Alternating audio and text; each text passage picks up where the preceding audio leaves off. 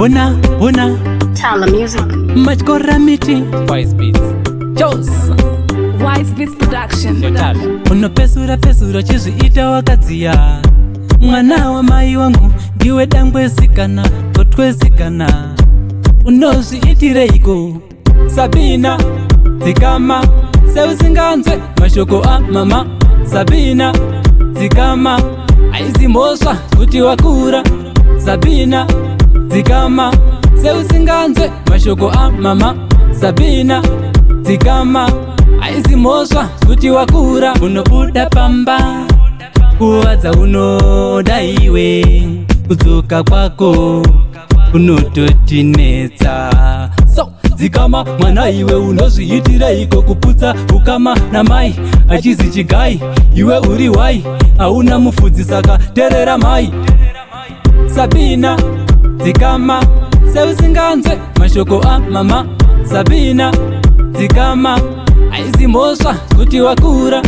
Sabina dzikama seusinganzwe mashoko amama. Sabina dzikama aizi mhosva kuti wakura. Kadzi yangu hauna unhu, unofunga kuti isu takapusa. Tinokusiya uchiita yaunoda, ave mangwana uchachema wawega. Unopesura chizviita wakadziya. Mwana wamai wangu ndiwe dangwesikana kotwesikana. Unozviitireiko Sabina dzikama seusinganzwe mashoko amama. Sabina dzikama aizi mhosva kuti wakura.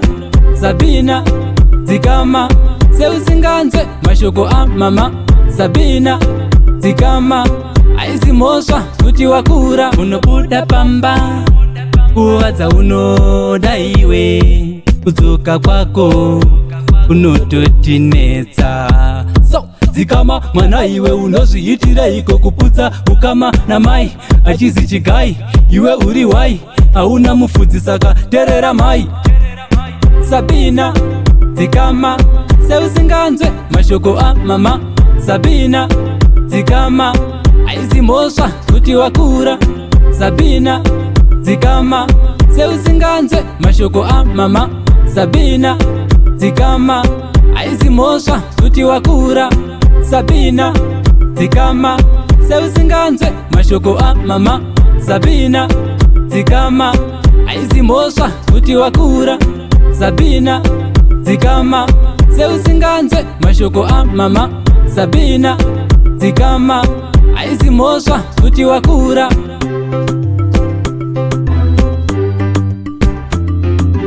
Tala Music. Wise Beats Production.